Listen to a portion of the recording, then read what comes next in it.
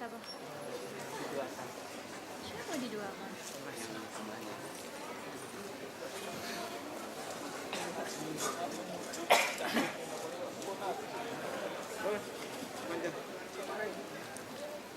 Katanya itu. Oke, Terus teman-teman sampai. Sendiriannya. Wah, tidak mau sama cuma sendiri. Kadang start habis. Kita habis jadi ini mau cepat. Yang lebih nanti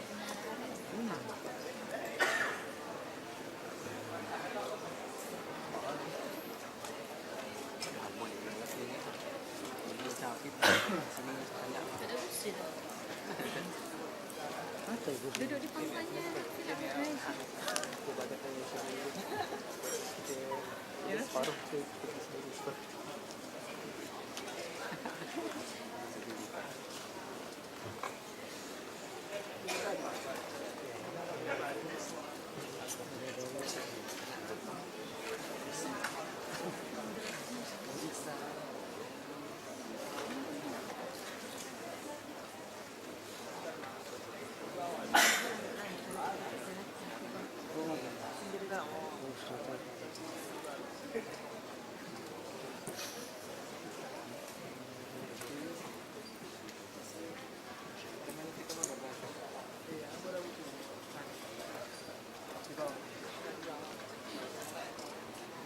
Welcome to all the audiences of event visiting lecture in State Islamic University of Sunan Ampel, Surabaya.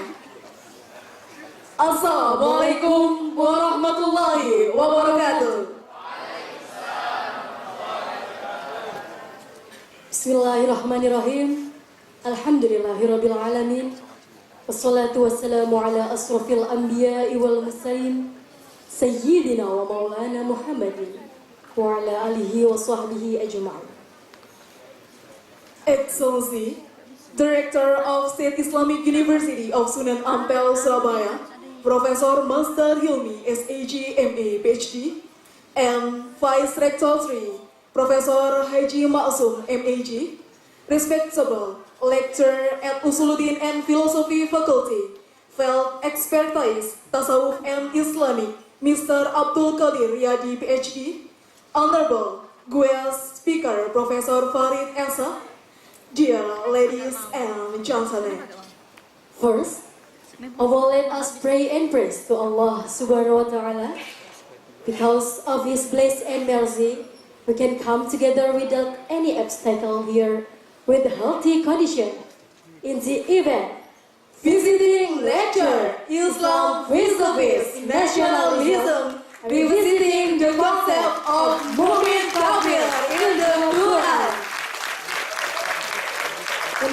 Amphitheater room of Sunan Ampel, Surabaya. Second, let us greet and pray to our beloved Prophet Muhammad sallallahu alaihi wasallam, who had brought us the path of light and left the darkness in this life. Before we come to the main session, let us start this by praying first with Quran, Al-Fatiha.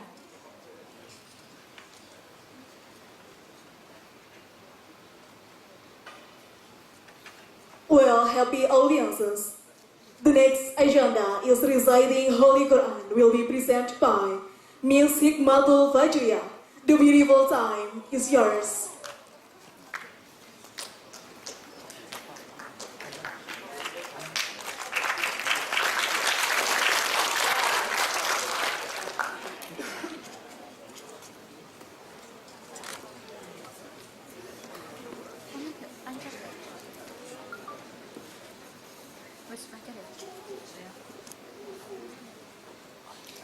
Assalamualaikum warahmatullahi wabarakatuh.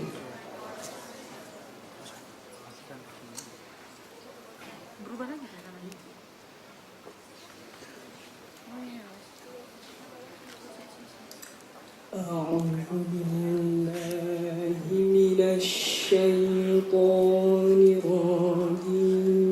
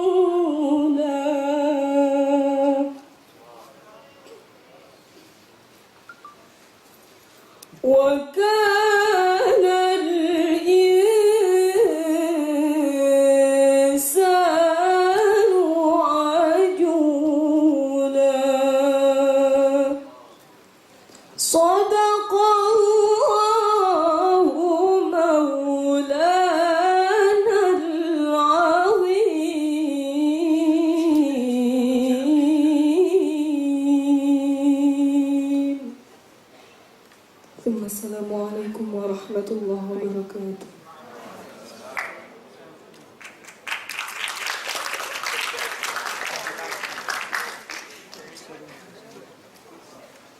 Sadaqallahu Azim.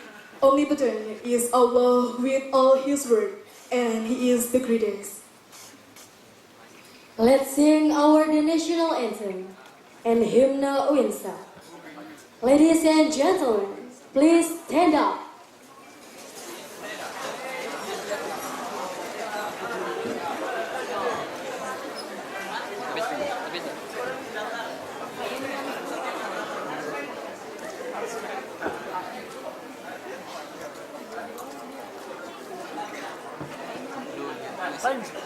Time.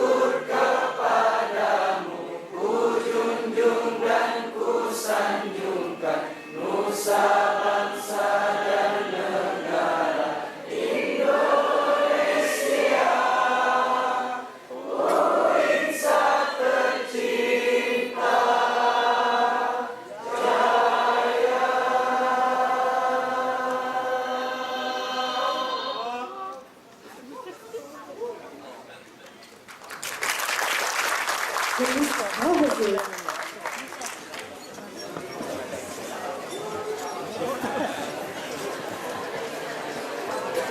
Nggak punya. Well, audiences, the next agenda is speech from Jepang State Islamic University, Sunan Ampel, Surabaya, and will be represented by Vice Rector 3, and opening this event, the Honorable Professor Dr. Haji Maksum, MAG. Time is yours.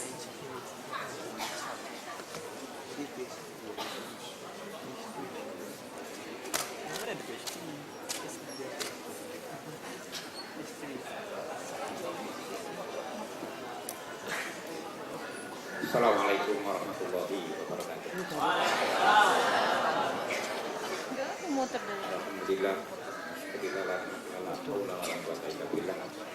Wassalatu wassalamu ala Rasulillah wa ala alihi wasallam. Yang saya hormati Dekan Fakultas Sosiologi serta acaranya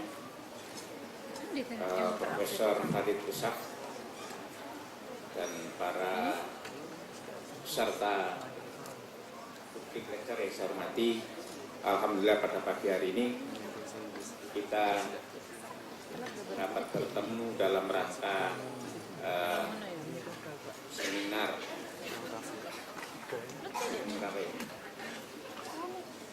nasional atau seminar internasional ya.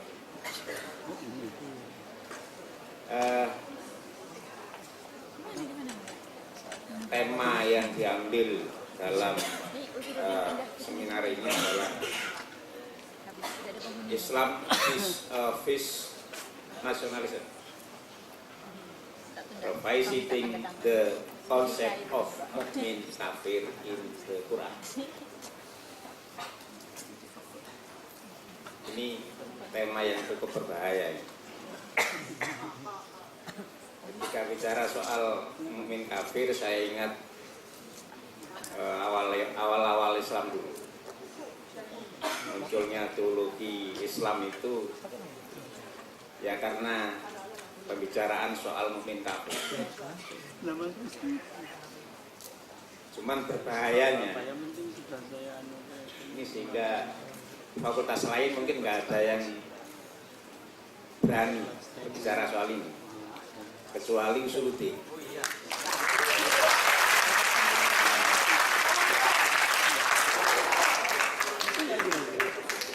Coba temanya kita lihat. Islam is nasionalisme, berarti kan Islam dihadapkan dengan nasionalisme. Yang kedua mukmin dan kafir. Berarti Islamnya mukmin, nasionalismenya saya nggak ngomong dong. Ini dua kalimat yang memang berarti seperti itu kan gitu ya. Nah, persoalannya kan yang sekarang lagi berkembang nampaknya direspon oleh kawan-kawan Usuluddin ini terkait dengan pertama memang isu soal kafir mengkafirkan itu lagi berkembang. Yang kedua terkait dengan hasil masail PBNU ya. Itu nampaknya kemudian Usuluddin merespon. Jadi Usuluddin selama ini memang masih menyimpan potensi berbicara soal kafir mukmin. Tapi karena sudah diekspos oleh PBNU, kemudian jadilah Usuluddin berani menampilkan seperti ini. Di Islam ini sebenarnya yang harus dikaji kan ini mukmin kafir. Nah, yang selama ini berkembang di Bahrul Masail itu kan kaitannya dengan muslim, non-muslim sebagai warga negara.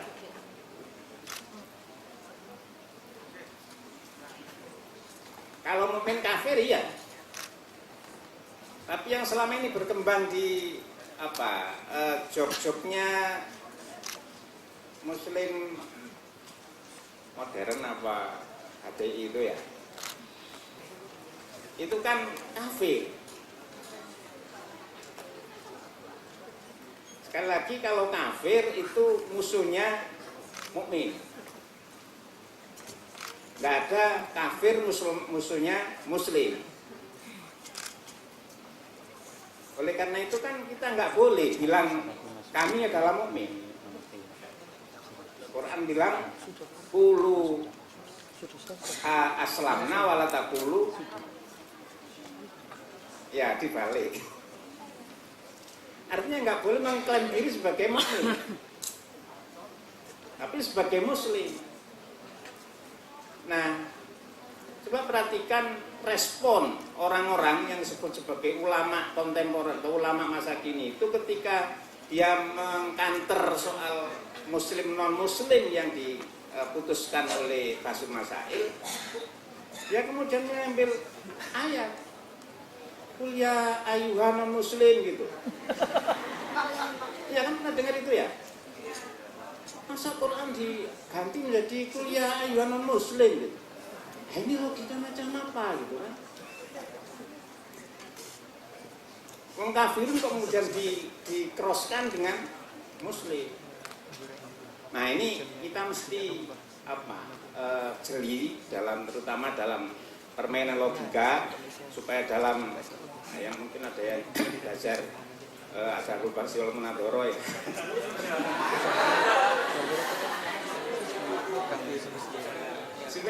Itu penyimpangan sedikit tapi sepertinya benar kan gitu ya. Sepertinya benar. Kafir menjadi penyayangan muslim gitu. Sepertinya benar. Itu pembelokan logika sedikit saja itu berubah seperti itu. Nah, mudah-mudahan nanti dalam diskusi ini mohon maaf Farid Esack, ini sekali lagi saya mohon maaf, ini kan yang non Indonesia kan cuma satu. Iya, cuman Farid Esack, masa kita kemudian terbawa dengan menggunakan bahasa yang non Indonesia kan gitu. Alasannya orang yang tidak menggunakan bahasa Inggris. Tetapi nggak usah khawatir, Master Esack ini asli Jawa semua. Orang Jawa mesti bisa, mengerti itu. Jadi beliau ini keturunan Jawa, jadi orang Jawa itu hebat-hebat. Jadi Farid Esack ini asli keturunan Jawa, kemudian Barack Obama juga Indonesia gitu ya. Jadi hebat-hebat. Hanya kita saja yang tadi orang cuma satu yang menggunakan bahasa Inggris, kemudian kita terpengaruh semua harus suasana Inggris gitu kan ya. Nah itu kan yang kemudian harus kita pahami bersama. Soal nanti Master Farid Esack menggunakan bahasa Inggris ya biar menggunakan bahasanya sendiri, tapi kita paham loh ya. Dan nanti yang akan dibicarakan. Nah nanti kita akan menggunakan bahasa kita sendiri gitu, itu yang lebih pas gitu. Jadi sering dulu waktu saya masih di Usuluddin itu, ya sekarang masih cuman beda karena yang pegang. Dulu aja ada konser musik dari Amerika juga saya bilang, ketika saya ke negara Anda, saya harus menggunakan bahasa Anda, maka ketika Anda datang ke negara saya harus menggunakan bahasa saya bilang.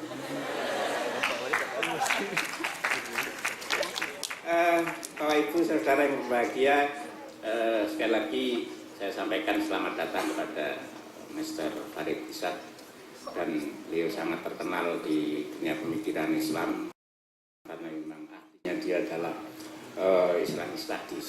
Jadi nanti silakan tanyakan apa saja terkait dengan perkembangan Islam di dunia ini. Insya Allah dia ahlinya. Mudah-mudahan kita semuanya nanti mengikuti dengan baik, dengan seksama sehingga memperoleh ilmu yang banyak. Nah, selalu saya tekankan kalau ada profesor seperti ini, jangan lupa perbanyak pertanyaan supaya ilmunya keluar. Kalau tidak ada pertanyaan, ilmunya keluar. dan itu sangat eman gitu. Apa eman itu? Iya, jadi harus kita manfaatkan. Kalau bisa pengantarnya jangan panjang-panjang, nanti Mr. Farid cukup sebentar, kemudian nanti diperbanyak dengan pertanyaan sehingga ilmunya nanti banyak keluar. Barangkali itu yang paling penting. Dan sebelumnya saya sampaikan salamnya Pak Rektor. Ini hari ini beliaunya ke Jakarta. Kemudian mestinya yang ditugaskan untuk membuka ini adalah Pak Bu Warek 1, tapi beliau juga keluar kota, sehingga ya saya terpaksa harus membuka acara ini. Dan marilah acara ini kita sama-sama dengan buka dengan baca basmalah. Bismillahirrahmanirrahim.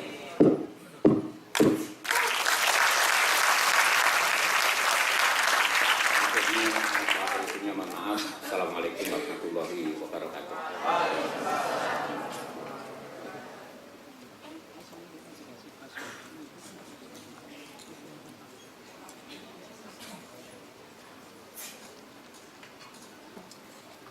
Ladies and gentlemen, finally, we get to the last session in this event. That's closing and prayer will be led by Dr. Haja Khairul Umami, MAG. Time is yours.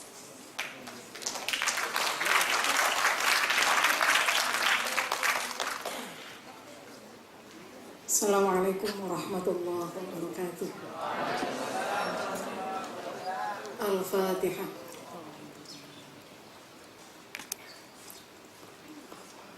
Bismillahirrahmanirrahim.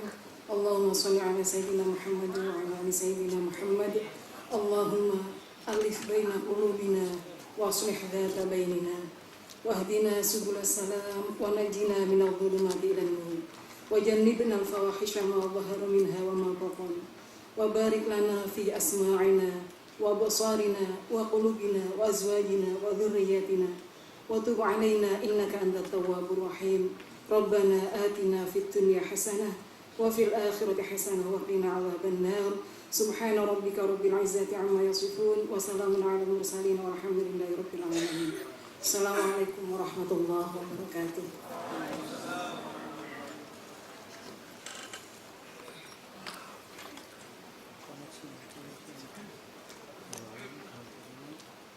With the end of the prayer, so the opening ceremony in this morning is over. I am Rahma Kumala. And I am Amanda Nazario. Ask for leave. Thank you and wassalamualaikum warahmatullahi wabarakatuh.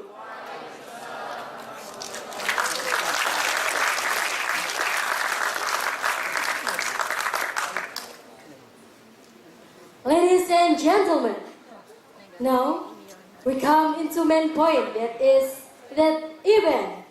Visiting lecture, Islam vis-a-vis nationalism, revisiting the concept of mu'min kafir in the Quran. And will be led by lecturer at Usuluddin and Philosophy Faculty. Please welcome Mr. Abdul Qadir Riyadi, PhD.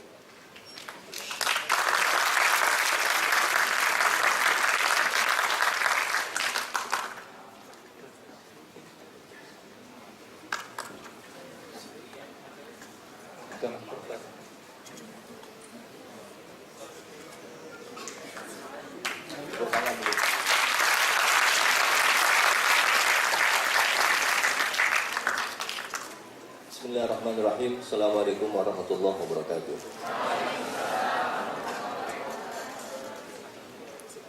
Itu bahasa Arab, salamnya bahasa Arab.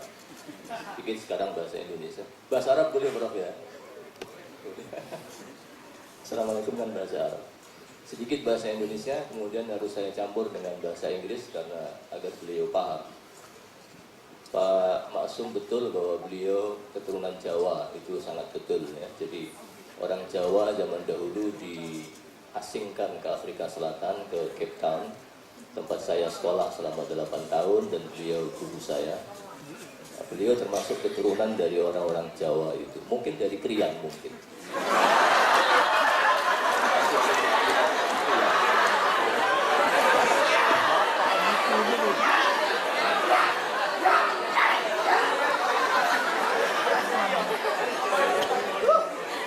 Yang dari Krian cukup berbangga. My name is Abdul Qadir Riyadi and I am lecturer at Usuluddin and I will be hosting this seminar. And our guest today is Professor Farid Esack. Please give him a very good round of applause.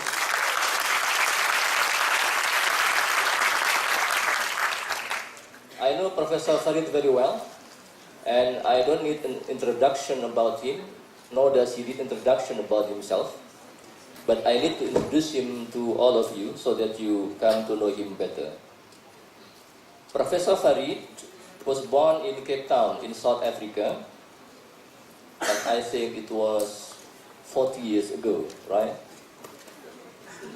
35 years ago. Maknanya 25 years ago. Yeah. He is an author, writer, scholar, and also political activist. He is a very important person in South Africa, so much so that President Nelson Mandela, and you know him, appointed him a commissioner of gender equality. He earned his BA in Pakistan in Islamic Studies. I don't know about his master's from, you jump straight away to PhD, right? Iya, tidak punya master langsung loncat ke PhD, saking pinternya. When he got his PhD, he got his BA in 1974. Then I think in 1990 something, he got his PhD from Birmingham in England. Soon after that, he pursued his post-PhD degree at Harvard University, School of Divinity, right? School of Divinity. Then he returned to Cape Town to teach in various universities, including, I think, Harvard it was, and also he traveled around the world to UK, USA, Malaysia, Singapore. I heard of him giving lecture in Singapore, I think it was in 2004 something. And also Indonesia, and Indonesia has been a very familiar home for Professor Farid Esack because he traveled a lot to Indonesia, and today he is with us to give us a lecture. Professor Farid wrote many books. One of them is Quran, Liberation and Pluralism. This book has been translated into Bahasa Indonesia, and also On Being Muslim, also translated into Bahasa Indonesia, a very famous book. Also, the Quran, a short introduction. And there are other two more books. You told me last night on our way from the airport to the hotel, you told me that he got two more books, but I couldn't remember the books.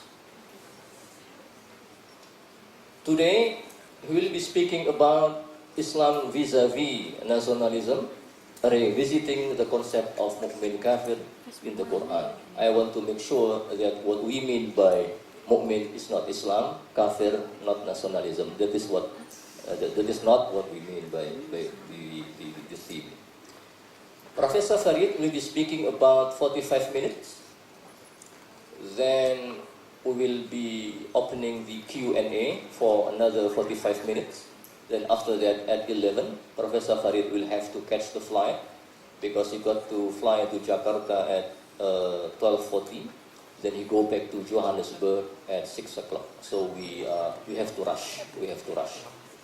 There will be photo session, but please be, tertib, rapi gitu ya. Kalau yang mau foto silahkan, tapi harus tertib. Terakhir, tolong HP-nya dimatikan because beliau sangat terganggu kalau beliau bicara, kemudian ada yang bicara sendiri, ada yang telepon sendiri. Saya tahu beliau sangat terganggu. Kalau beliau bicara, kemudian ada yang umsrek sendiri, main HP, main SMS, apalagi telepon, beliau sangat terganggu. Karena itu mari kita hormati beliau, datang jauh-jauh 20 jam dari Johannesburg ke Indonesia, ke Surabaya, Mari kita hormati beliau dan tentu mari kita beri tepuk tangan yang meriah sekali lagi. Without further ado, I present to you Professor Farid Esack.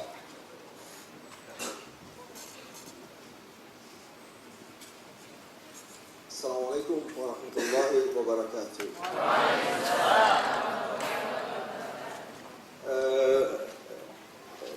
Distinguished Vice Rector, the Dean of the College of Usuluddin, Dr. Abdul Qadir Riyadi, other colleagues of mine, friends, all of you students who have come to listen to me, and other teaching faculty at the university, Sunan Ampel, EIN, EUN, Sunan Ampel, Surabaya. Yeah. Normally when speakers speak and they are invited from outside, there are some, wajibat or fara'id that they have to complete. And these are sometimes just, mujamalat, politenesses, takalluf, that they have to. And one of those things is to say that, thank you very much for inviting me. The second is, I'm very, very happy to be here. There are a few other things. But these are all formalities. Sometimes the speaker is not really happy to be there.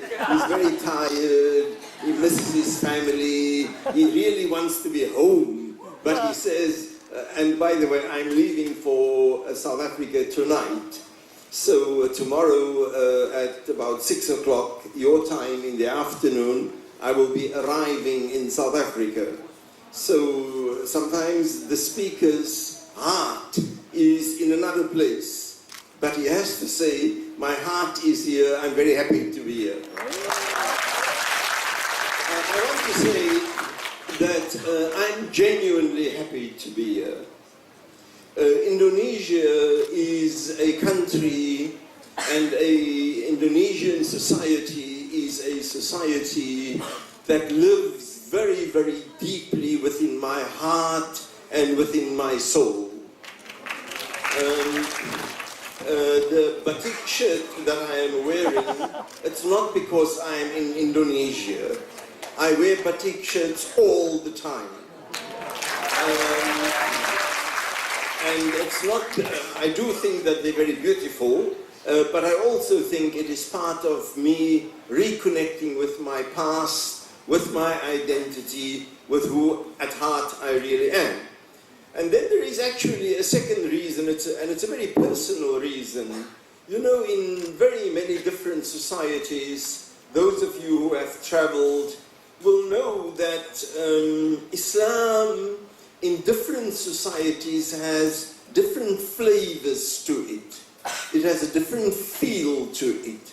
When you go to a country like Egypt, for example, or you go to Saudi Arabia, or you go to Morocco, you can see that you are part of a single ummah.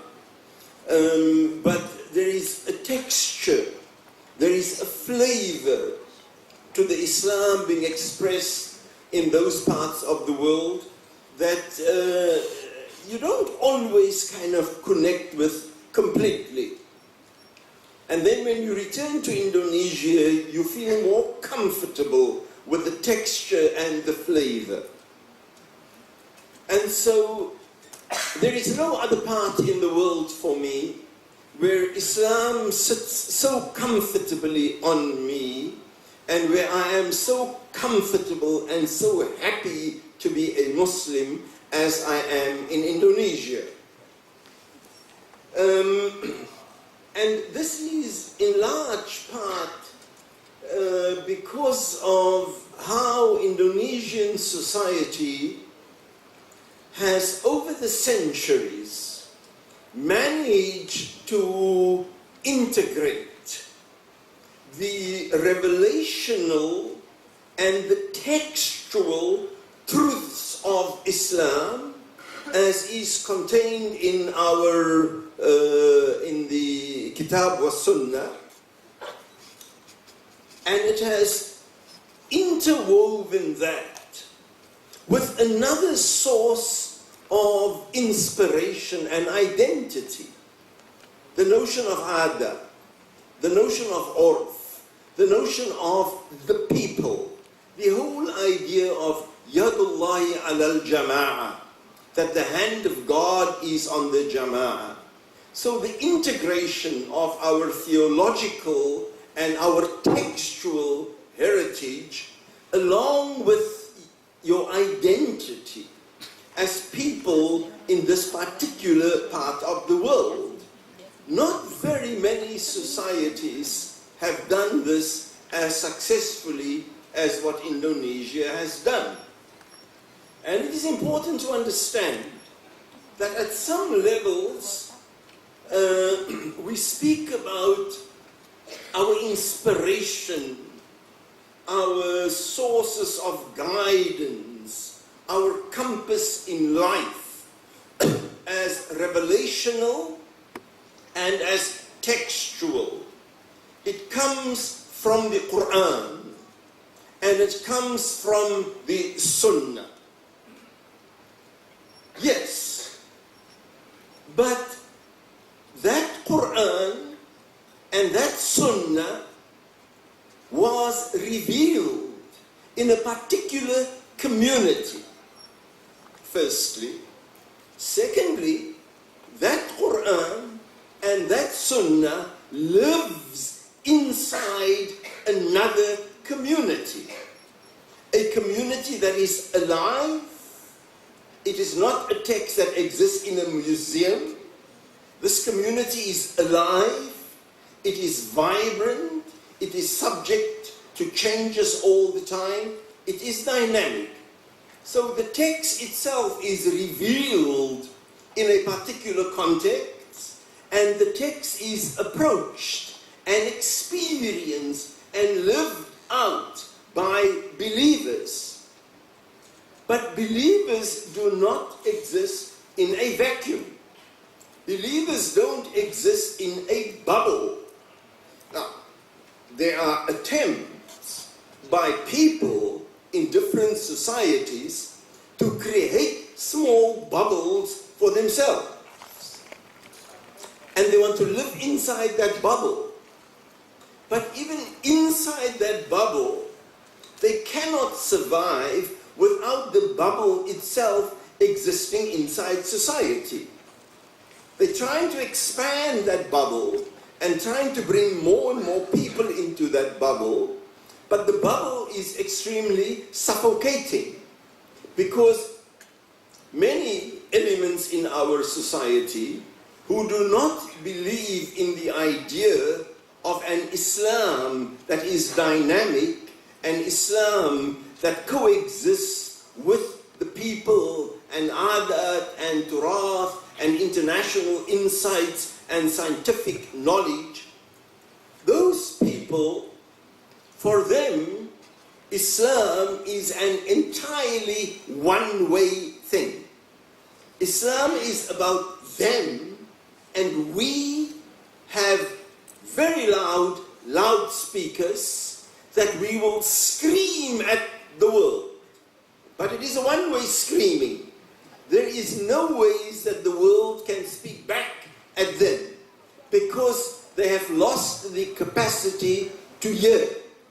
So intellectually, ideologically, scientifically, Islamically, summun bukmun umyun fahum la yarji'un.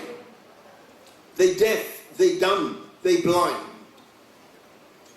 And so they think that their task is only to broadcast, not to receive. If they had their way, for example, when the Prophet ﷺ came in Mecca, he would have destroyed the Kaaba because the Kaaba was a part of Jahiliyyah. If they had their way, they would have destroyed the hills of Safa and Marwa because the Quraysh of Mecca, even before the coming of Islam, the Quraysh in Mecca, they had also made the sa'i of Safa and Marwa. They had also made tawaf of the Kaaba. But there was an organic relationship between Islam and the local society. And many of these elements were retained. There were some elements, of course, that we describe as the elements of Jahiliyyah that the Prophet had opposed, and they were done away with. And Islam came with a new set of norms, but many of the earlier norms of Arab society was completely retained. So the first problem is that this is not a conversation. It is people inside a bubble with loudspeakers screaming to people outside, trying to draw people into that bubble. And the problem is that all of us, we need places in which to be at home in. And I'll come back to the idea of home and nationalism. And inside your house is called a maskan. And maskan is a place where you come for sukoon, a place where you come for rest. And in your maskan, you get energized, you rest, in order to go outside into the world the next day again.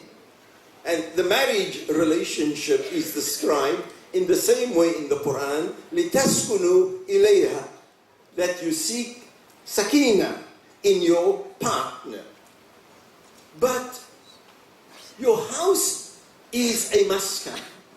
Your house is not a place wherein you stay 24 hours a day, 7 days a week, 365 days a year, and never leave. Your house is not a place that doesn't have any doors and windows. You have walls. You have walls around your house, but you have a garden, and you have neighbors, and you have a particular kind of food that you eat in the house, but your neighbors also bring food to you sometimes. You don't always eat your neighbor's food unless you are very stingy and don't want to spend any of your own money. Then you just go and eat at your neighbor's.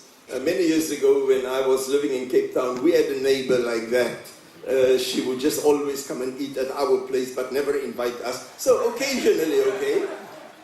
But good families invite other families in. Good families invite other neighbors in. Good families have their own kind of, this is my mother's favorite food.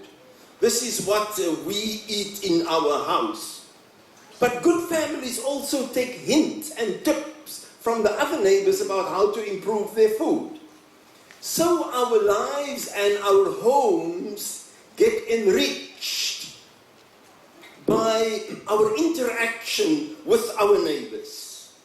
Our neighbors look after us and they look after us. And we look after them. Our cuisine, our food gets lifted by the recipes and so on that we exchange with each other.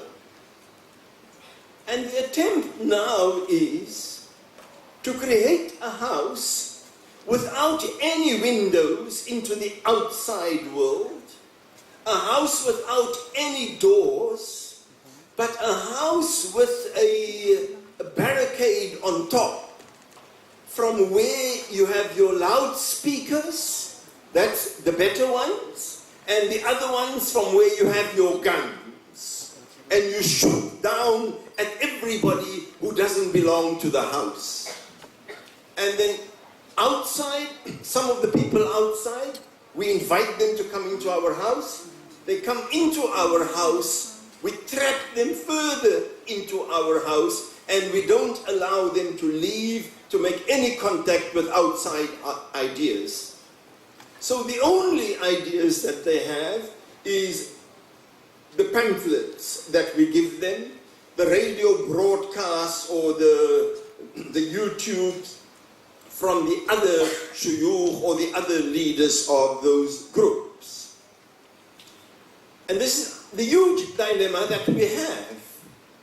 Muslims amongst us who want to destroy our own civilizational ethos, rooted in our traditions and in the Quran and the Sunnah, but in dynamic conversation with each other, our reality, in conversation with our tradition, the Quran and the Sunnah on the one hand, that interaction, historically going back, and horizontally going back, and vertically between us and the transcendent, between us and Allah, and what Allah had left behind for us on the one hand, but also horizontally between us and the other people with whom we share this country and with whom we share this society. And this brings me to the question of nationalism. Now, when we say Islam versus nationalism, perhaps the question is Islam in relation to nationalism. You speak about one country versus another country, one person versus another person. Nationalism is a contemporary ideology. It is a contemporary ideology. It is one notion of how societies should be organized amongst many nations. The whole idea of the nation state. It's a very, very contemporary. Now, of course, there were many other formations of societies. The ideas of a tribe, the ideas of caste, particularly amongst the Hindus and in the Indian subcontinent. And in the Indian subcontinent, some societies can organize alongside the lines of gender, then subcastes or tribes. There are different formations according to which we organize our societies. And so the nation state is a relatively new concept.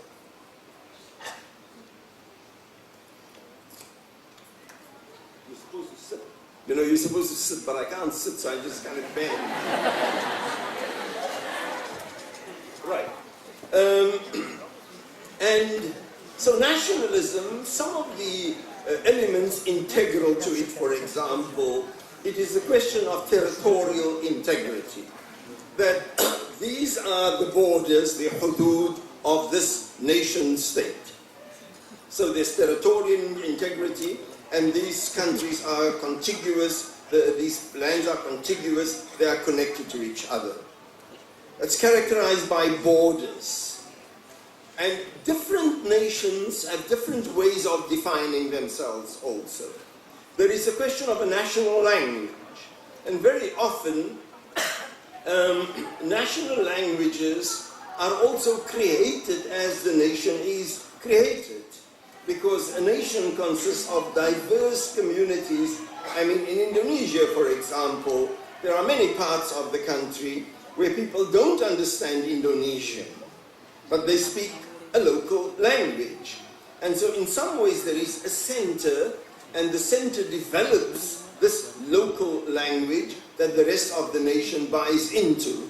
And there are symbols, the symbols of the national flag, the symbols of the national anthem. But it is important to understand that this is just one way of organizing society. And sometimes, depending on the nature of the society, nationalism becomes much more important at one time in the life of a nation than it is at another time. South Africa, for example, we were different peoples before '94. The black community lived completely separate from the brown community. The brown community lived completely separate from the Indian community. And so there was the blacks, there was the whites, there was Indians, and there was colored people. We all lived in different areas. We weren't allowed to go into the shops of white people. Public toilets, the post offices, they all had separate entrances for black people and white people. So there wasn't one nation. There were different groups that lived in this country, and they had different laws applying to each one of them. And after 1994, when our country was liberated from white supremacy, we had to forge a new nation in the aftermath of colonialism.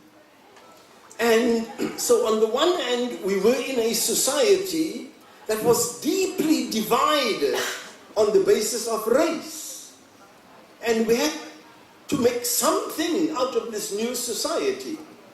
And so a new society was founded on three basic principles. The one was that it was, on four basic principles, that it was going to be an undivided South Africa. And this undivided was very important because the white people had divided the country into different parts. Only black people, only white people, and black people, for example, couldn't, after 6 o'clock at night, walk in a white area. There was one whole province of South Africa's 4 provinces where Indian people couldn't sleep at all. So when the Indians, when they traveled through that province, they had to drive non-stop and only sleep in the next province. I mean, it was just completely mad. So after apartheid, we had to create a new nation. And this nation had to be found on principles, on basic, in some ways, non-negotiable principles. The principles of, it's a single country. The whites have divided us, we're no longer going to be divided. The principles of non-racialism, that race is not going to play any role in how we deal with each other. And the principles of it's going to be a democratic society where every person's voice and vote and freedom and rights count. And the fourth principle, it's going to be a non-sexist society. Our society is not going to discriminate against anybody on the grounds of race or on the grounds of gender. And if I may, I don't normally show off, I don't normally praise myself, but many people have written that this one aspect of our country's identity, the non-sexist part of our country's Panchasila, that I am actually the one responsible for the insertion or the dominance of this element in our country's constitution and in the vision of our new society.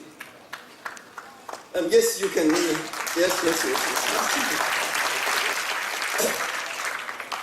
So, the nation state wasn't a new God that we had found and that we are now going to worship, the new South Africa. But the nation state that we created was a symbol against our colonial and racist past. And that is why it was perfectly legitimate to establish a new nation state given our history and given our past. And the same, I think, exists in your country. Your country comprises, Indonesia comprises, of many, many different tribes and cultures and ethnicities and identities. Your country was subjected to centuries of occupation and subjugation where your own Indonesianness and your own culture was regarded as nothing, and the only measurement of value and worth and integrity was that of either the Dutch for a long time and afterwards by the Japanese and the various colonialisms and Portuguese that this country was subjected to. And in response to the creation of a new society, after the independence of your country, a nation had to be forged. And this nation wasn't going to be forged as an entity, a child that we are now going to raise in order to fight the Chinese, to fight the Malaysians, to fight the people in New Zealand, to fight with the Australians. It was a child that was born out of a struggle for liberation. And the basis of this new country's ethos, you may debate it or not, but it was the Panchasila.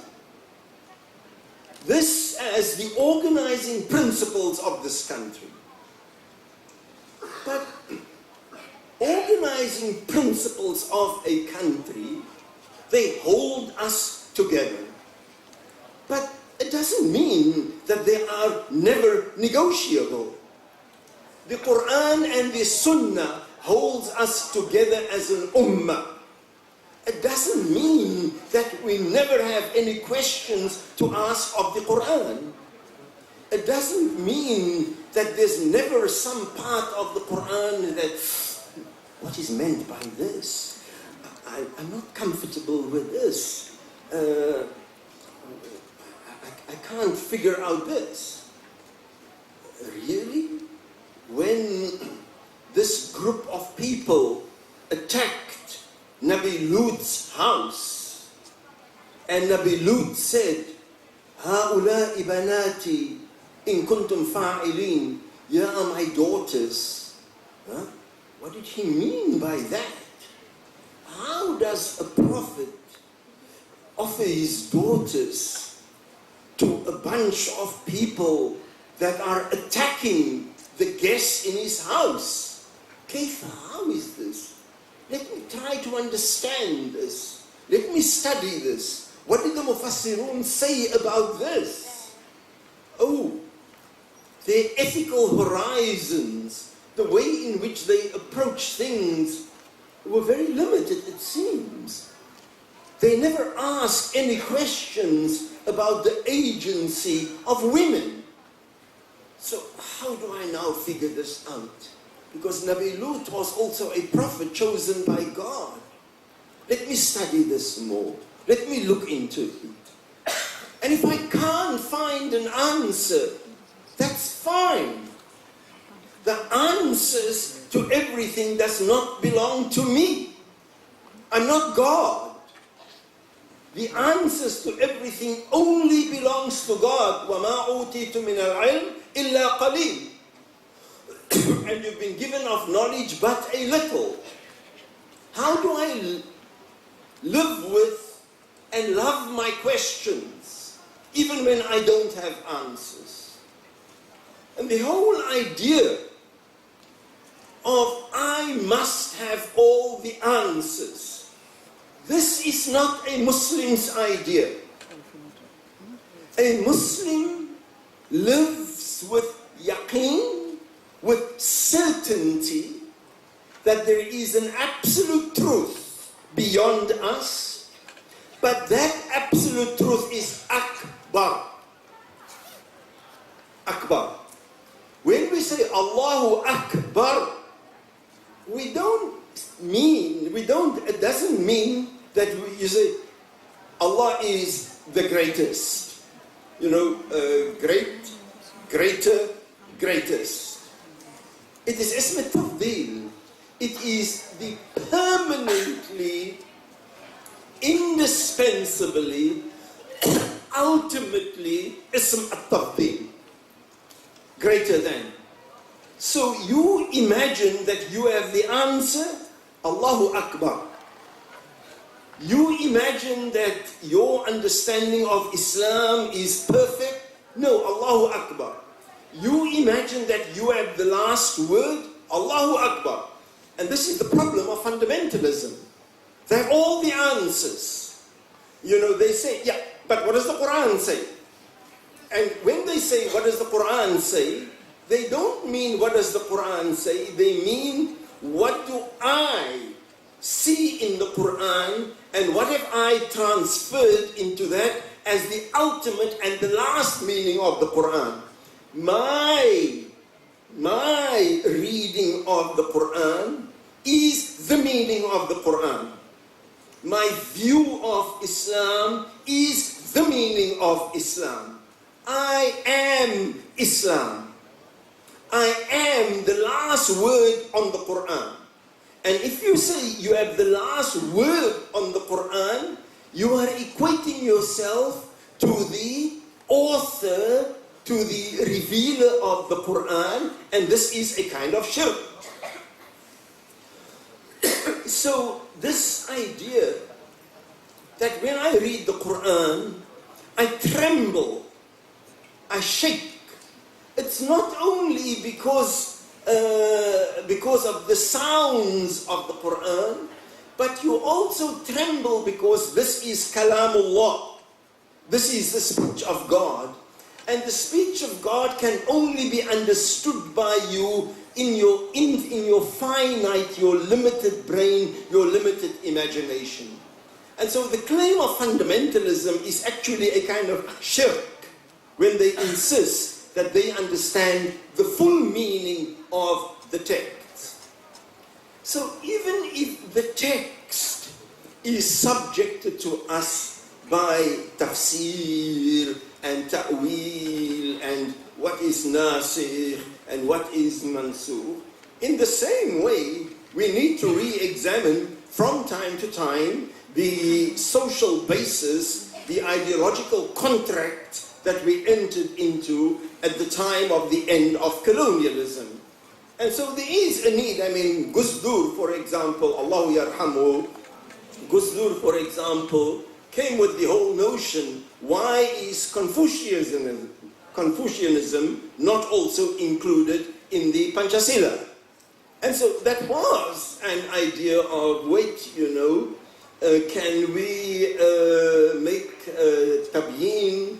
Can we elaborate on the earlier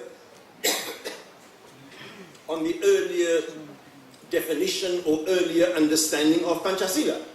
Can we evolve it because we are a changing society?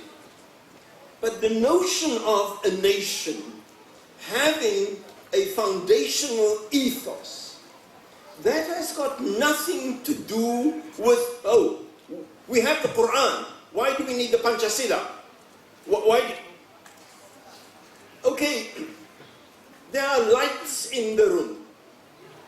There are 4 there, there are 4 there, there are more there, there are lights all around us.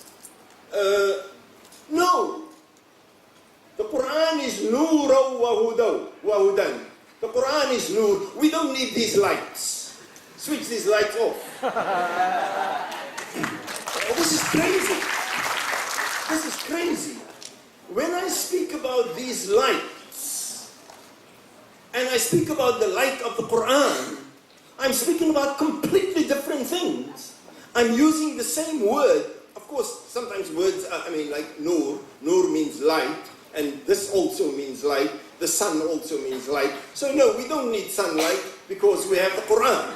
We don't need these lights, we don't have the Quran. It's like this fiqh, إِذَا حَضَرَ الْمَاء بَطَلَ التَّيَمُّمْ. So, the light, وَقُلْ جَاءَ الْحَقَّ, the truth has come.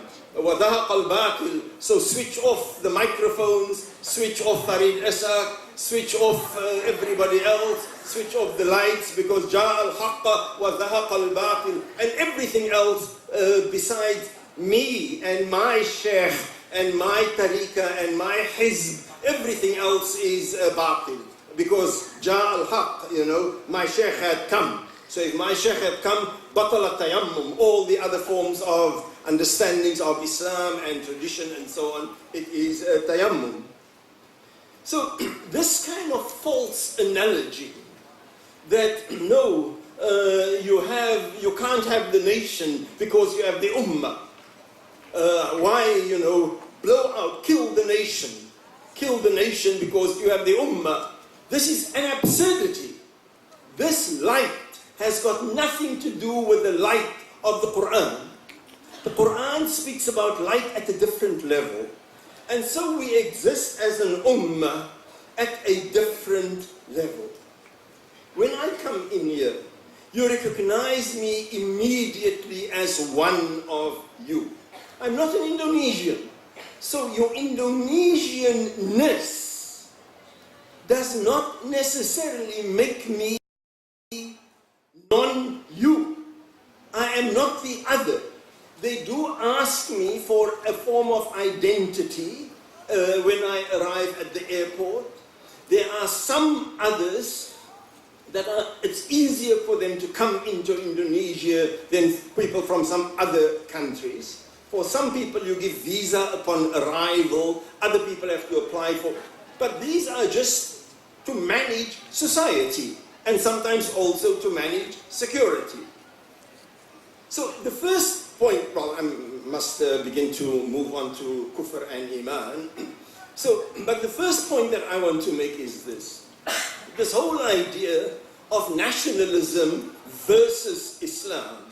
It's like saying, you know, the lights around us that we need. If we don't have these lights around us, I don't know, but we'll be sitting in the dark here.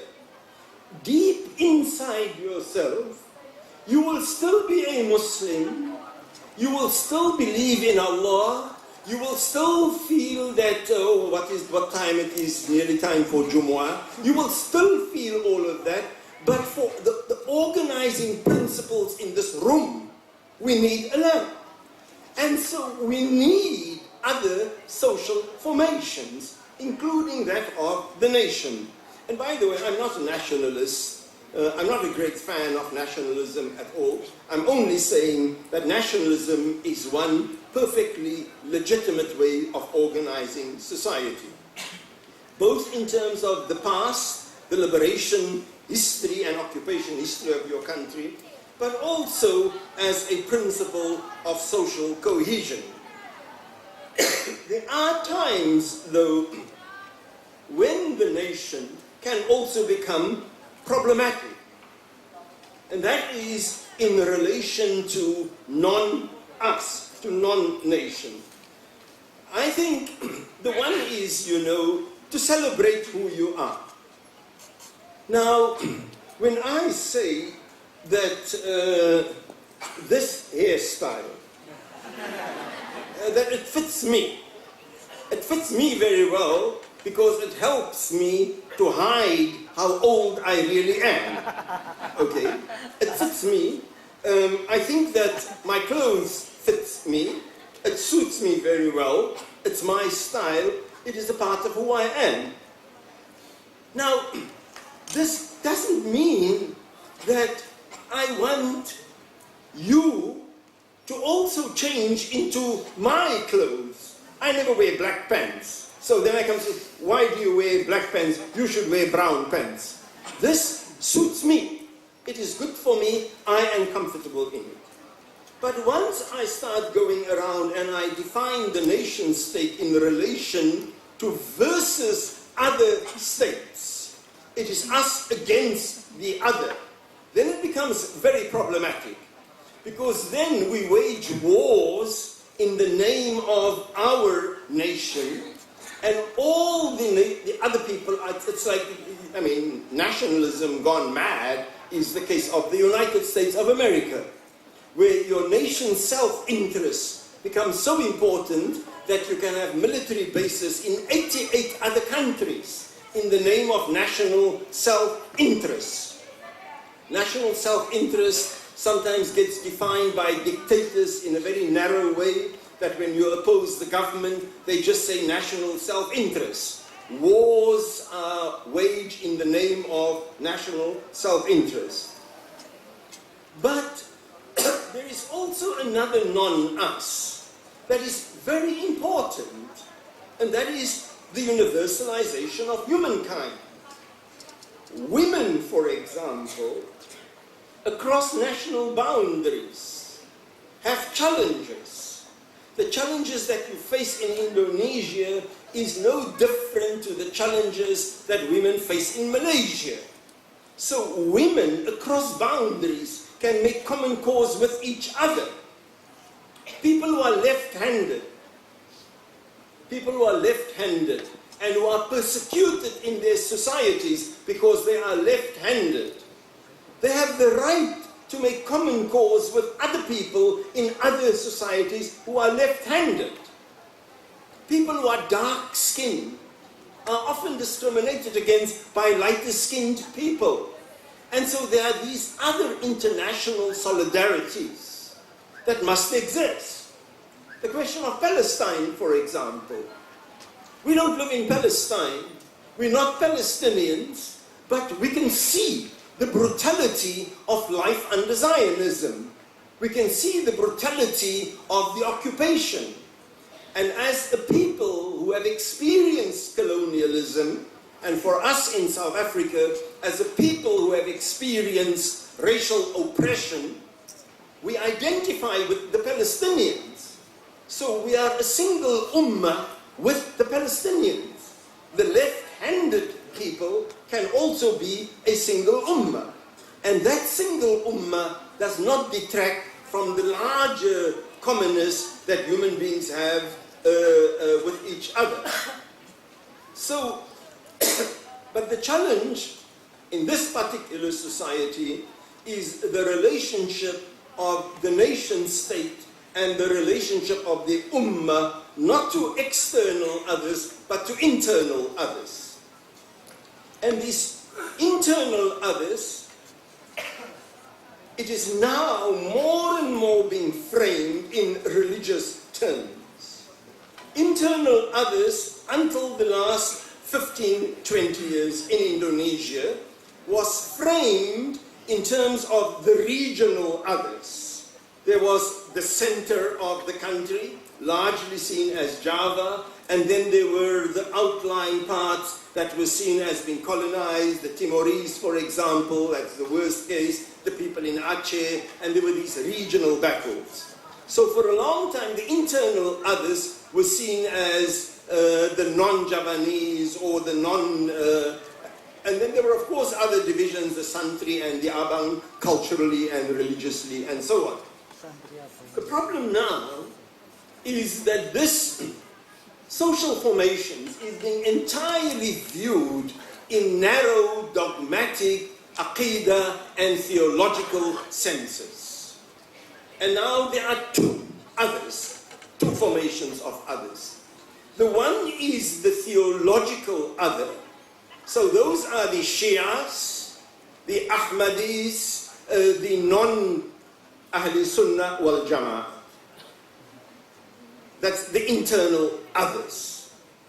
Then there is the external others, the Buddhists, the Chinese, the Christians, and the Hindus. But inside this ummah, the Ahli Sunnah wal Jama'ah, there are now also others. The one is those who are on the Tariqatul Haq. They are in my hizb, they are in my little circle and so on. And the other Sunni like Nahdatul Ulama or MU or who aren't a part of our group, they also a part of the others. And so the circle of takfir is growing all the time. So initially, the tensions and the divides were along social lines, or they were along regional lines, or they were along cultural background lines. They've now moved into theological lines. On the one hand, you've got the outside, completely outside, the kafir, the Chinese, the Hindus, the Buddhists, Confucians, and so on. And then you have the kafir, the Shias and the Ahmadis, and then you have those who are, we not always, some of us say they are kafir, some of us say they are a part of kufr. You know this hadith, al-kufru millatun wahida, that they are a part of kufr. And these are the other Muslims, the MU, the NU, the people who don't, when we play the guitar, they don't want to dance. this. They just sit like this. And there's only one guitar in the room, and it is my guitar. And so now the lines are assuming more and more theological lines. And it is here where the question of kufr and iman, the question of a kafir and a mu'min comes in.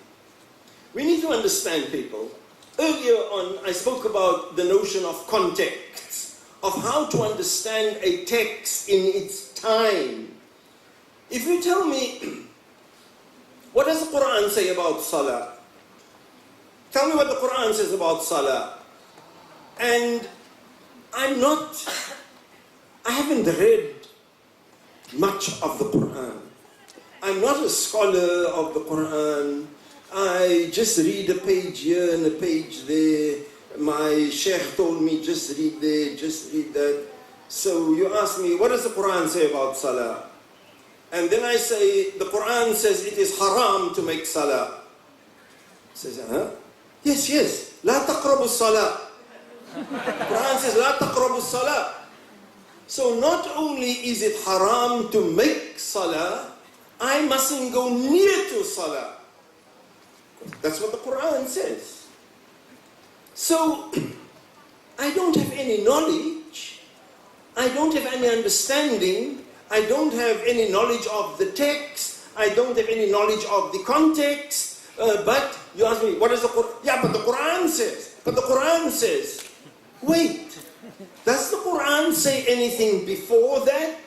Does the Quran say anything after that? Does the Quran say anything in the rest of the Quran? And how do I read this one text, La taqrabu salah, in the rest of the ayah? How do I read it in relation to all the other ayat in the Quran? And then how do I then read it in the tradition of what the other Muslims before me have understood? And so you understand the danger of resorting to words in the Quran without understanding their contexts. I think you know exactly where am I going with this, okay? And by the way, the Quran says, La taqrabu salah wa antum sukara. Don't go, just in case you think, you go and say, this guy came and he said, La taqrabu salah, don't go near to salah. So, in the time when the Quran was revealed, the Prophet ﷺ faced a community that were deeply and implacably opposed to him. They killed, they murdered, they tortured the early Muslims. They hated this new faith that he came with. Many of them knew that he was coming with the truth, but they were desperate to conceal it, to hide it, because it threatened their own power. And this is the meaning of kufr. Something, someone to actively conceal and to hide something. The implacable foes of Islam. Iman, on the other hand, was faith in the unicity of God, but faith is not the iman and kufr aren't just labels that you are given. This label of kufr, of kafir, was an important one in Meccan society. In Madinan society, in Medina, the Prophet did not encounter the kuffar at this level. And then it was Ya ayyuhalladhina amanu walladhina hadu wan nasara Ya bani Israel Ya ahl al-kitab. So the Quran speaks about ahl al-kitab, sabi'in, munafiqun, speaks about mu'minun. But in the early stages, it was al-kafirun. Kafirun is not nearly a significant trend in the Madinan ayah. But friends, the important thing to say is that this labels of kafir, of kufr and mu'min, we need to tremble in front of these labels. You know, once one of the Sahabi, Hazrat Handala, he was in the company of the Prophet, and he felt he was thinking about akhirah and thinking about deen, and then when he comes with his family, he would play with his family and have fun and joke, and he forgets about Allah, forgets about akhirah. And then he thought, hey man, when I am with the Prophet, my heart is soft, and I think about God, and I think about akhirah, Jannah and Jahannam. When I come with my family, I'm a different person. I must be a munafiq. One moment like this, the next moment like that. And then he went down, and the idea that he was a munafiq troubled him very much. He went down the streets crying, Hanzala has become a munafiq. Hazrat Umar encountered him and said, oh, what's your story, you know? What do you mean? What's up? So he explained. So then Umar said, well, the same thing happens to me. And they both went to the Prophet saying, Ya Rasulullah, we are munafiqs. Now, people, this gives you a sense of what does it mean to be a mu'min? What does it mean to be a believer? It is not a label that you assume like your Gucci or your Versace or it's not a label that you put on. It's something that is deep in us. And sometimes you are weak. Sometimes, you know, it's Fajr and you can hear the adhan, but you pretend that you don't hear the adhan. Sometimes, you know what is the right thing to do, but, you know, my friend has promised to help me in the exams and I want to pass. It's not always, you know, people sometimes say, are you a Muslim? I say, well, I'm a practicing Muslim. What is a practicing Muslim? A Muslim is like, I'm practicing to be a Muslim. You know, like you practice. And sometimes when you practice, sometimes you get lazy for your practice. Sometimes you are more energetic for your... This is our life. And so Iman and Islam, these aren't just labels that we have. They are deeply connected with Allah. It is not about worshipping a religion. It is worshipping Allah. The Ummah in Medina was on the one hand an Ummah Islamiyah, like you talk about the one kind of light, and it was an Ummah of all the citizens of Medina that were also Jews, and then they had Christian affiliates. And in the Ahad of Medina, in the Mi'ad of Medina, the covenant that the Prophet entered into, all of these peoples were included in it. I leave you with one last issue. And many, many years ago, I think more than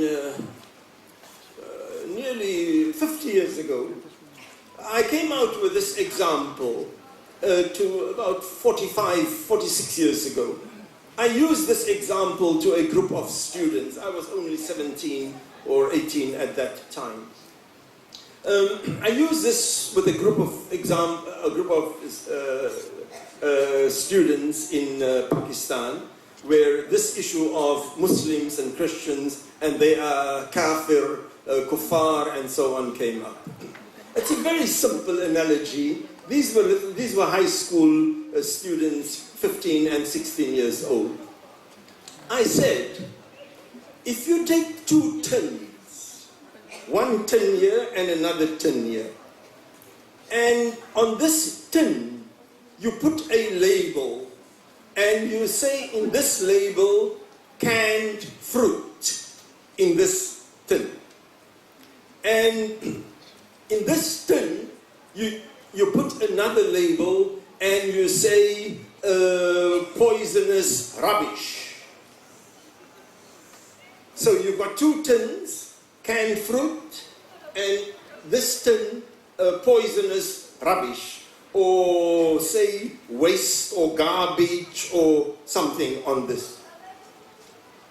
Then you ask somebody who knows what is inside the tins. which tin will you prefer? Because this tin that has the label canned fruit on it, that tin really has the rubbish inside it. The other tin, which has rubbish on the label, has the canned fruit on it. Then you ask somebody, take a pick, which tin do you choose?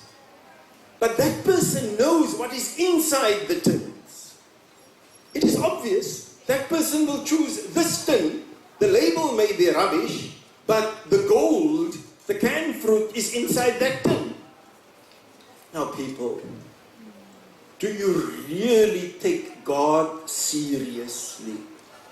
When you think that God is interested in your labels, and He doesn't know what goes on in your heart, do you think that God is such a jahil?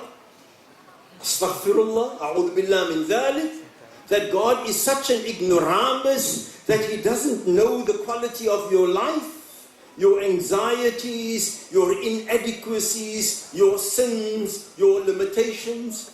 Do you really think that Nelson Mandela, because he didn't have the label Muslim, therefore he is Mandala, he will go to hell? Do you really think that people like many other heroes in the world, somebody like the Dalai Lama or something, that they don't have, and people, these people, all of us here, we know that they've led better lives than what we had led. So who are we to go around sticking labels? I stick labels, I stick labels. No, my sheikh said, that batch of people, of course, at some levels, we are an ummah muslima, at some levels. But in relation to Allah, and in relation to ourselves, we know we are an ummah of munafiqs. Really, all of us in our weaknesses, me too. And so ultimately people, me and you, our fellow neighbors, people who share our madhab and who don't share our madhab, the people who share this country with you, all of us ultimately, at the end of the day, we have nothing except the mercy of Allah. Thank you very much. Wassalamu alaikum wa rahmatullahi wa barakatuh.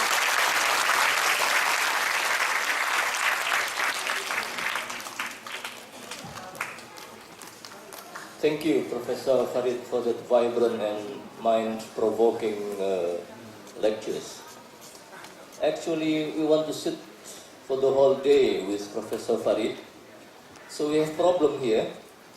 We got to sit here until 11 o'clock, but now 10:30. So we have only 25 minutes left. And for that reason, I will only take 2 or 3 questions. And after that, we're going to close this seminar. Because as I said earlier, Professor Farid has to leave at 11 and has to catch the flight at 12:40. So we open for Q&A. I will take one from this row, one and another one, only 3. We start from here. Anyone? Oh, from here. Okay, yeah. Can anyone help me to give her?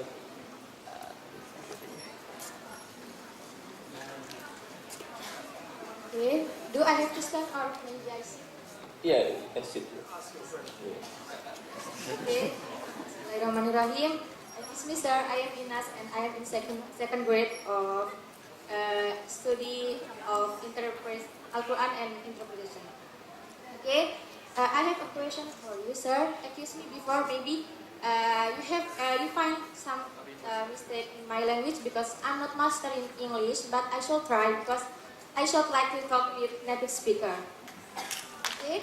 My question is, as we know, in Indonesia, Islam is the religion of the majority of population in Indonesia, of Indonesian people. But as we know, in South Africa, in Cape Town, in Johannesburg, that Islam is not the majority religion of the population in South Africa, because some of them, the most of them were embracing Christian, because they were Christian. And my question is, here in Indonesia, we find some trouble, some terrible clash, some conflict about Islam and nationalism. We have trouble and some conflict about Islam, between Islam and nationalism. And are you find that too in your country, in South Africa, as we know that Islam is not the religion of the majority population? And how you deal with it, how you face that as a good Muslim? That's my question. Thank you. Apologies, forgive me for my mistakes. Wassalamualaikum warahmatullahi wabarakatuh. Thank you very much. Yes. Anyone can.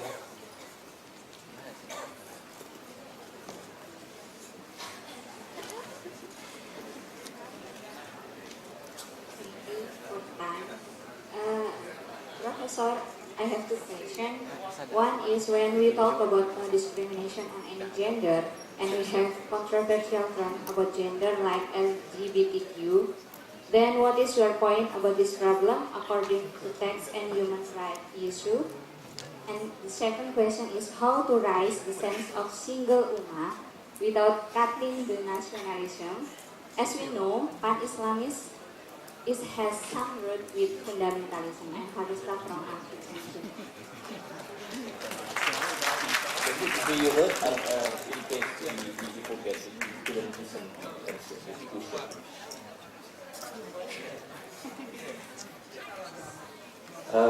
Assalamualaikum warahmatullahi wabarakatuh. Good morning, Mr. Esack. My name is Nasruddin Lifki. I am a student here in State University Islamic Muslim Ampel. And I'm proudly say that I'm your great fan, sir. But I'm only asking this question just because I'm pretty late, getting here. So today, what I learned from this, what we are really discussing right over here right now is about, the ethical religious concept in the Quran. But based on the fact that sometimes we find some like overlaps in the Quran attitudes toward, or in many cases, and there's a lot of like interpretation, in the Quran. So what I really ask you right now is, from the semantic analysis, there's a lot of analysis to the Quran, or even to the concept, or even a term in the Quran. So what I really want to ask you right now is, what does actually, and mainly, kafir or kufr means as an ethical concept of the religion? Thank you.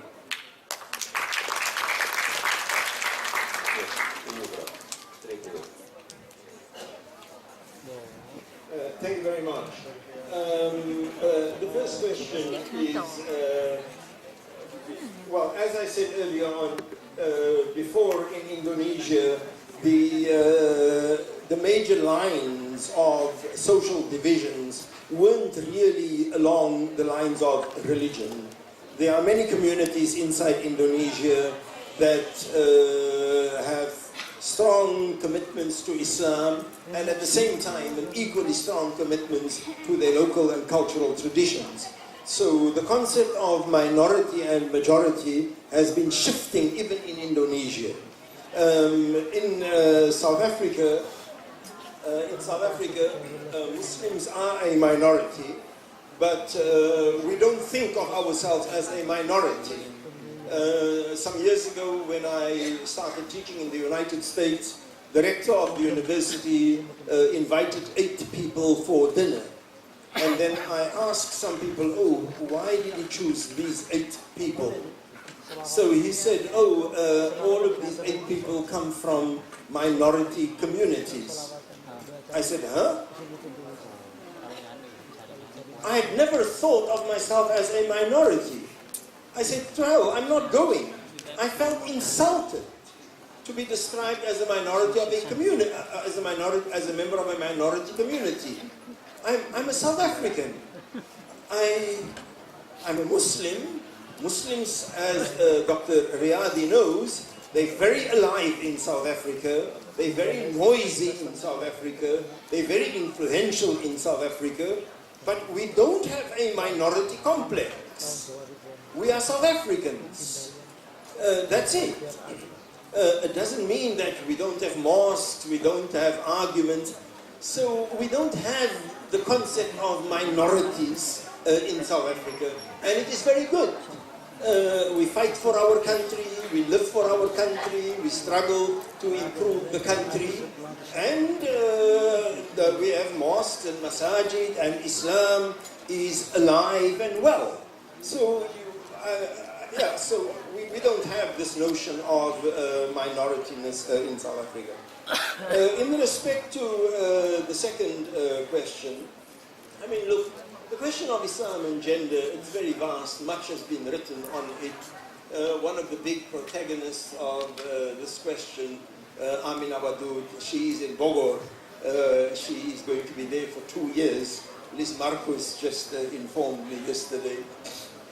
And there are many other people in your country, you know, people like Kiai Hussein Muhammad, who've written extensively on this question. I've written about it.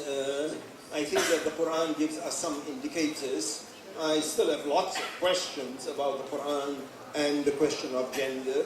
But as I said earlier on, I'm more than happy. I love my questions more than what I love answers. Okay? So it's a bit difficult to respond in detail to your question. The Quran uses the question of ummah in different ways. It uses, you know, the Quran speaks about ummatan muqtasida, ummatan wasatan, but the Quran doesn't only use the term ummah in relation to Muslims. When the Quran, for example, says, يا أيها الرسل كلوا من طيبات واعملوا صالحات وإن هذه أمتكم أمة واحدة.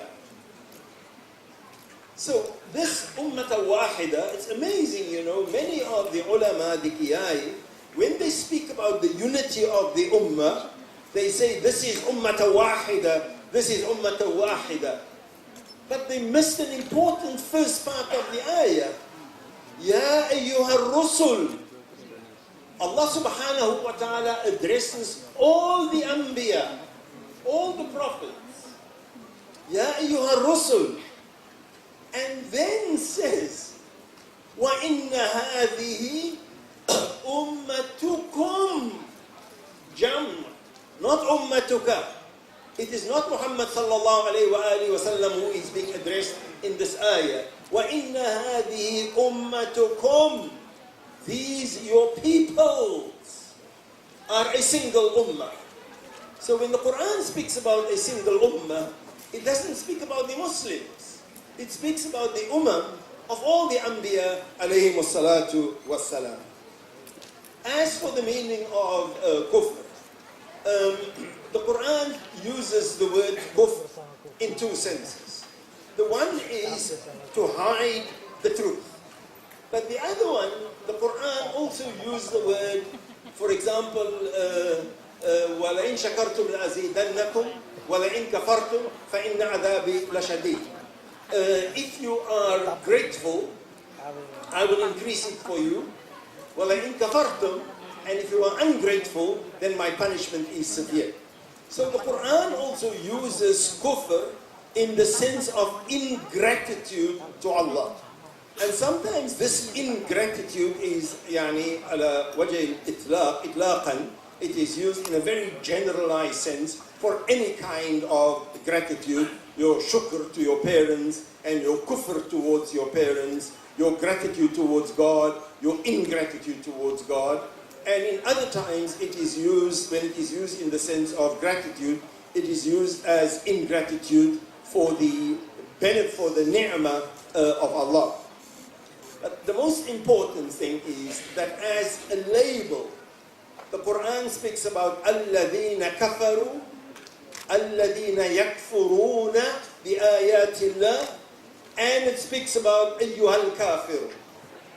So they are a kafir as a group in the Quran also, but these were a group of active aggressors against the Muslims, combined with the other elements of kufr, ingratitude for the ni'mah of Allah.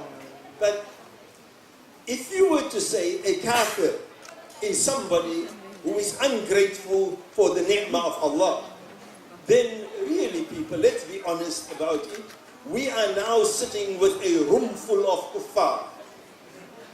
Every single one of us at different times in our lives are ungrateful to Allah. Okay, I should perhaps, this whole, the consumer nature of our society, where you never have enough. So, you have one shirt, and you say, Alhamdulillah, shukr lillah, I have this one shirt. But can I have that shirt also? I'm getting this much salary, shukr, alhamdulillah. But Allah, can you please arrange with my boss to give me more money tomorrow?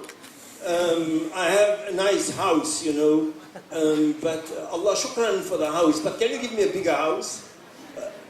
The very nature of our capitalist-driven society, our consumer-driven society, means that we are never in a state of shakirina lillah, really grateful to Allah. We are always unhappy with what we have, because capitalism tells us never be happy with what you have, you must get more. So we're living in a permanent state of kufr. This is what I mean when I say we need to look at the different meanings of the Quranic ayat, and above all, like Hadrat Hanzala, I am a munafiq. See, my brothers and sisters, how does this apply to me?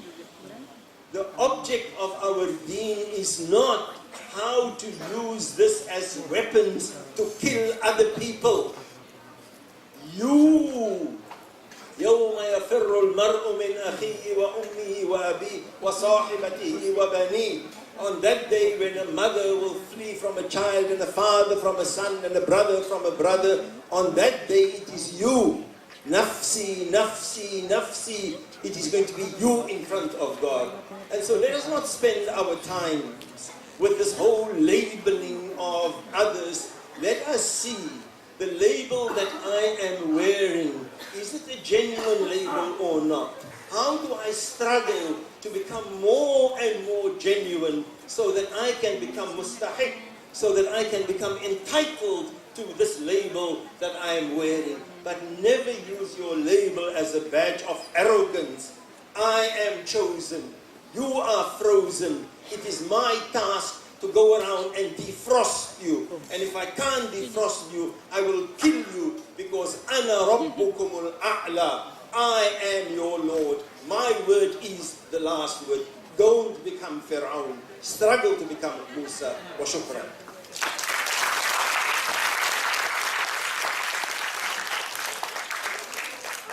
Yes, and that word shukran marks the end of our seminar. Thank you very much. Thank you, Professor Farid Esack, Maulana. Let's give him a very good round of applause. Thank you very much, and thank you for you coming. Assalamualaikum warahmatullahi wabarakatuh. Well, just a quick one. We do have about 10 minutes, but you're going to make the 10 minutes very difficult if you are all going to jump and crowd to be in the same selfie, okay? So please be patient. We have 10 minutes, but you're going to make it very difficult if it's going to be, okay, so. Okay. Maybe the first is the lecture, please.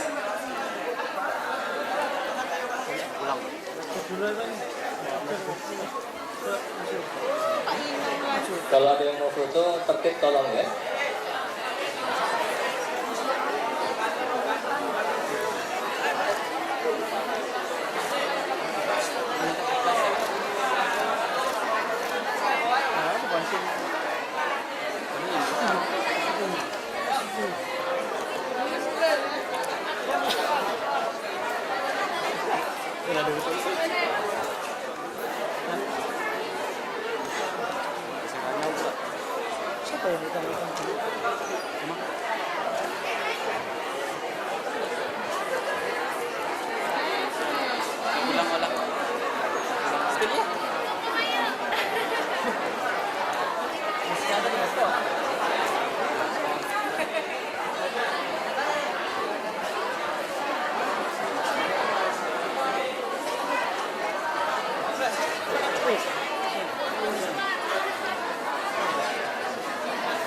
Okay, 10 minutes.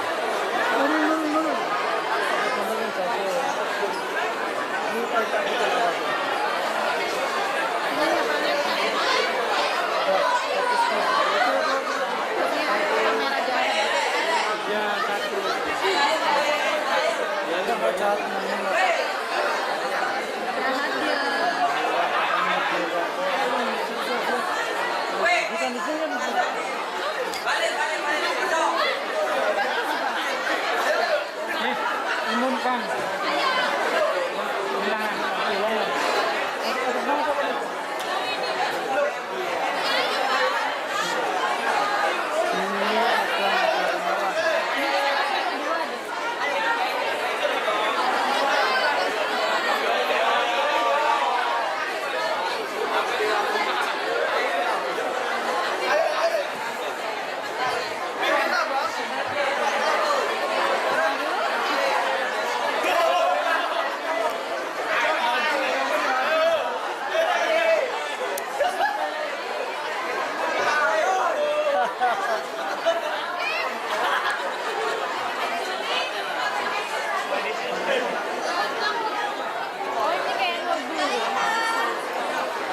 Pak, HP-nya taruh sini, tempo amankan dulu.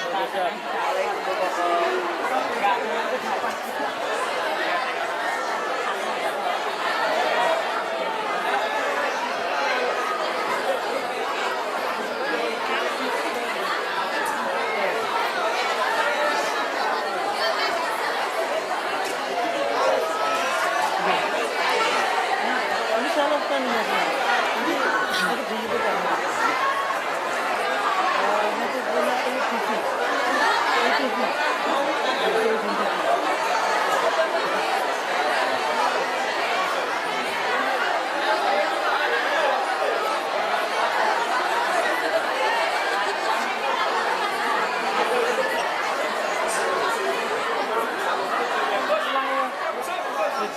Saya pulang dulu, Pak. Oke, Pak.